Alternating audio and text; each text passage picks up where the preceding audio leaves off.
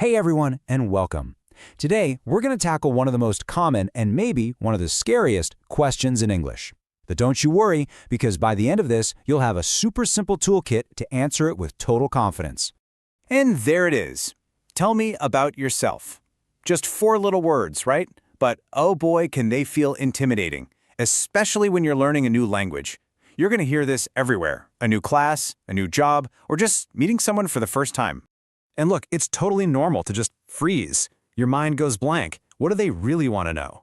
Am I supposed to tell them my life story? Where do I even start? It's a super common feeling. But our goal is to stop seeing it as a test and start seeing it as an opportunity. So, that's what we're going to do. We are going to make this easy. Instead of feeling all that anxiety, we're going to break this big, scary question down into small, simple parts that you can grab and use in pretty much any situation. Okay, let's get right into it. In this first part, we're going to start putting together your personal toolkit piece by piece, so you feel ready for anything. All right, let's get into the good stuff.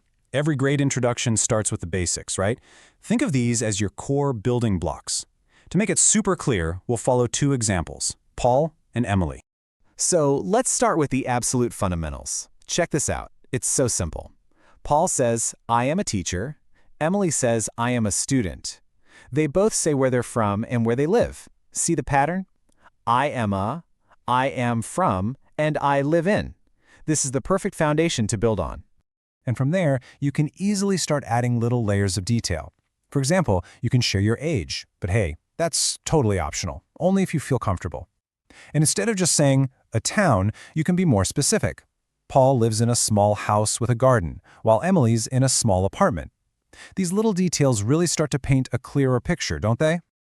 Okay, now that we've got the basics down, let's add a bit of personality. And a fantastic way to do that, to make your introduction feel warmer and friendlier, is by talking about family and pets. So let's see how Paul and Emily do this. We find out Paul has a younger sister who studies music. That's cool. And Emily has an older brother. They even share what their parents do. This stuff adds a really nice personal layer and gives the other person more ways to connect with you. And of course, pets. This is always a winner. It's the classic question, are you a dog person or a cat person?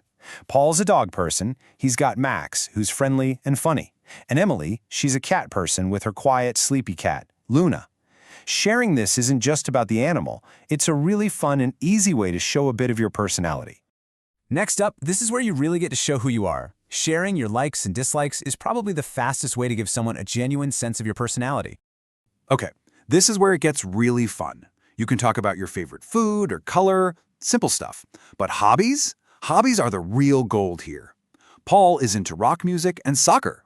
Emily loves painting and reading adventure stories. See? Suddenly they're not just a teacher and a student. They're real people with their own interests.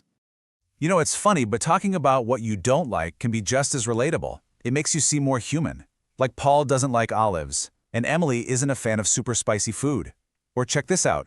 Paul dislikes waiting in long lines, and Emily dislikes waking up early. I think a lot of us can get behind that one. All right, this is super important. We've just built this awesome toolkit with all these different pieces. But, and this is the key, you are not supposed to use all of them at once. The real magic is in knowing which pieces to pick for the right moment. So let's see how this works in real life. Imagine you're in a new class. You'd probably keep it focused, like Paul's example here. Simple, to the point. But what if you're at a party? You'd want to be more casual, right? You'd go with Emily's approach. I love to paint is a perfect conversation starter. The big takeaway is your answer can and should change depending on who you're talking to. You got to read the room. So I really want you to think about this question differently from now on. It's not a test you can pass or fail. It's not a trap. It's simply an invitation. It's someone saying, hey, I'd like to get to know you a little bit. That's all it is. So now it's your turn. You have the toolkit, you've got all the building blocks, you can mix and match them however you want to. Start small with just 1 or 2 sentences and build from there. The only question left is, who are you? Go on, give it a try.